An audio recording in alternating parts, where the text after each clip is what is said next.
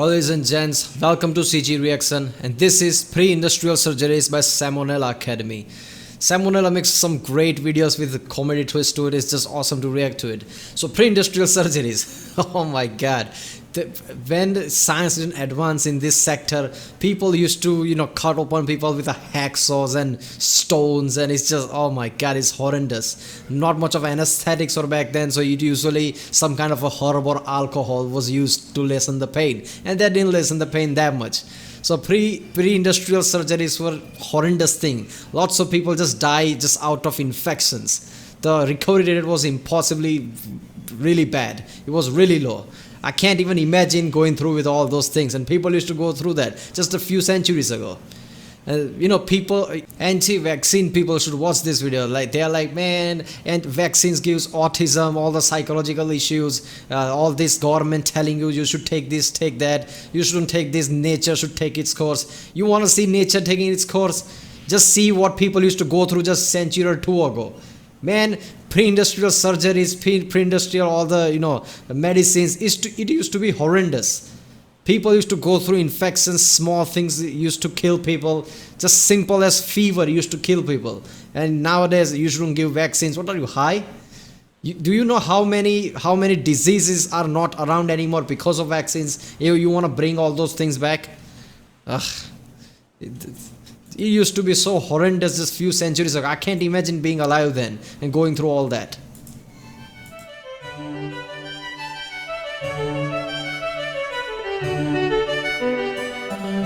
Hey kids, had a bad day? Well, could be worse. You could be living in a world without modern anesthetic. Today, we'll be talking about some surgical procedures carried out long before the development of medicine as we know it today. Now, once you go back a certain distance, the line between operation and mutilation is pretty thin. So, for our purposes, surgery refers to any bodily manipulation carried out with the intent of fixing some injury or illness. And away we go. The very first surgery that we have historical evidence for dates as far back as 6500 BC. It's called trepanning, which is a nice word for carving someone's frickin' skull open using nothing but a rock. Maybe a rock on a stick if you were lucky. In all seriousness though, you can see that a good deal of care went into the procedure, which lets us know that this isn't just the result of random injury. Many skulls even showed signs of healing around the holes, meaning plenty of the people who underwent this whole thing just got up and went about their day afterwards. Alright, hold on, you say. This all sounds guano insane. No way. Demonetization. Man, they survived that, and with their open wound healed up a bit, obviously they would have died later on. Some kind of infection would have started, but that's just horrendous, man. This was that common of an occurrence. Well, friend, if you've been watching this channel long enough, you should know that if you give human beings the benefit of the doubt, chances are they'll prove you wrong. In fact, so far, over 1,500 trepanned skulls have been dug up all across the globe, from Europe to China and even the Americas. This means that between 5 and 10% of all skulls that we've found from the Neolithic period have had at least one man-made hole scraped into them. To put it this way, yeah, it's because back then the wars and fights used to be so common. Human lives were just, matter little. People used to sacrifice people, lots of war fought out. So obviously they had lots of fractures and holes in the skull because of all the fighting. They were literally barbarians back then, just killing each other, entire tribes dying because other tribes didn't like them. It's just ridiculous, man. based on that data, there's a greater probability of someone born in the late Stone Age having their brain matter exposed by some shaman with a chunk of flint than someone born in the USA being a redhead. To this day, nobody really knows why this was such a common practice, but most theories tend to revolve around the idea of releasing some kind of dark supernatural force from the patient. Man, I'm getting real sick of all these evil entities infecting our minds and bodies. Huh. You can say that again. I tell you, I need these demons like I need a hole in the head. No, wait. Fast forward to...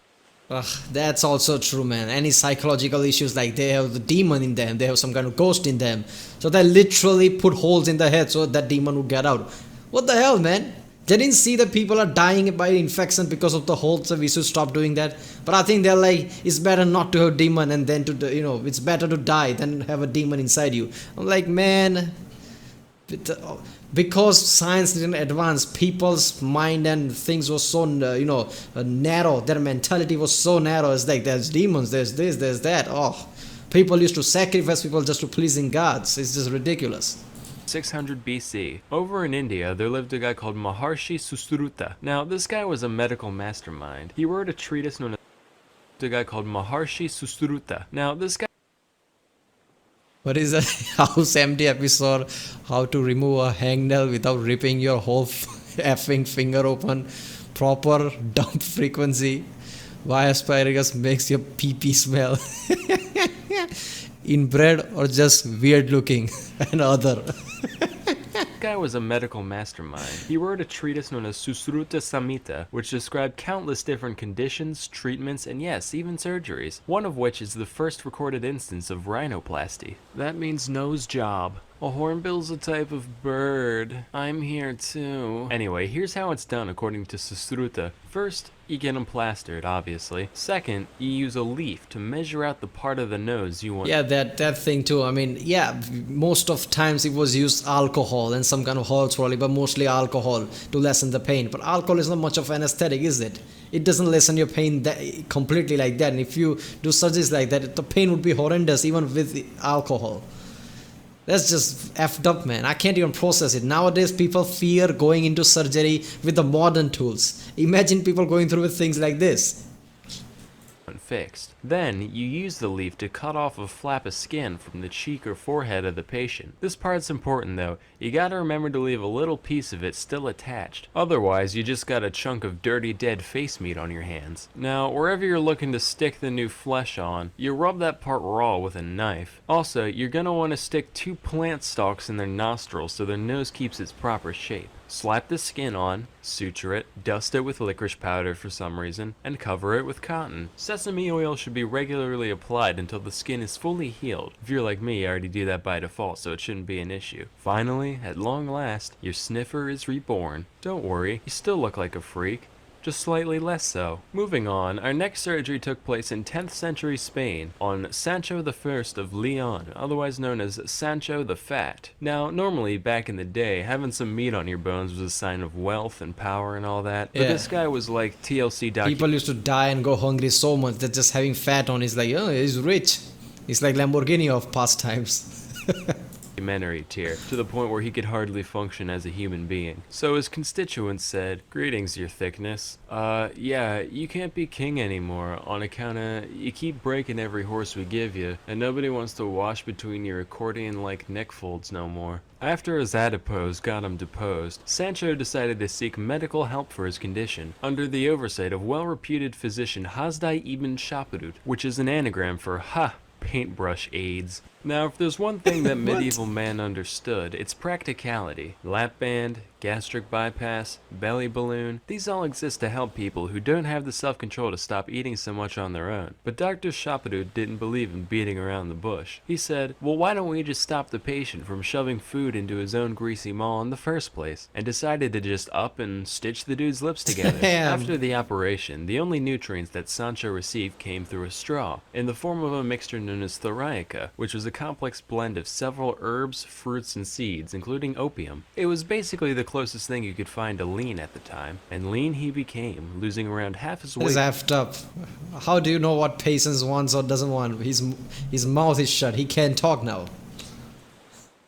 You are in special kind of hell after that. Before ascending to the throne once more. So, this is the part of the video where I pander to the desires of the audience. If there's one thing I know you internet people can't get enough of, it's things going inside people's eyeballs. Oh no. Let's talk about cataract surgery. The art of dealing with people's clouded lenses has been around for millennia, believe it or not. That Susruta guy from earlier actually talked about the most common procedure for cataracts for most of civilized history, which is known as the couching method. Couching is done by taking a sharp object like a needle or a thorn and ever so gently stabbing their eye hole at weird angles until the lens moves out of the way. No lasers, no sedatives, no paralytics, just a rusty old pin and some elbow grease the way God intended. The majority of the time, this operation didn't work, usually just damaging the already blind eye irreparably. Shocker, right? And even if it did go as planned, you still, didn't have a lens in your eye. So you essentially went from, I can't tell if I'm dead or not, to, ah yes, it is quite yellow out today. By God, Something moved somewhere. A slightly more refined version of this operation is the suction method, which dates back to at least the 10th century AD, if not older. This procedure is Suction. described as requiring, quote, a large incision in the eye, a hollow needle, and an assistant with an extraordinary God. lung capacity. Though this reads like the setup to the world's most horrifying party trick, it's actually the bare minimum number of tools needed to completely extract the lens from the eye. In case you didn't pick up on how, here's a diagram. This method generally saw a greater success rate and fewer complications than its non-extracting counterpart. So hopefully you can sleep well tonight knowing that the number of human beings who have sucked a piece of somebody's living eyeball through a straw is above zero. Anywho, let's all just be thankful that we live in an era where procedures like these are a thing of the past. Now remember kids, Seriously. even though the surgeries I described here do sound pretty easy to pull off, please don't try them at home. But if you do, please put it on LiveLeak afterwards. But you know what you can do at home? Learn stuff about things with brilliant.org. Yeah, go to brilliant.org/SamONella and support the channel there. And seriously, this of all the things science advanced, the medical science is the most important thing of all time. Seriously. I mean, all these things right here, I can't process that. I'd rather die than go through all these things. Ugh. So modern medicine is just great, man. All the people disputing it, you shouldn't go this, you shouldn't go that, all the conspiracy theories, like, man, you have no idea how lucky you are. Alright, if you like my reaction, please don't forget to like and subscribe.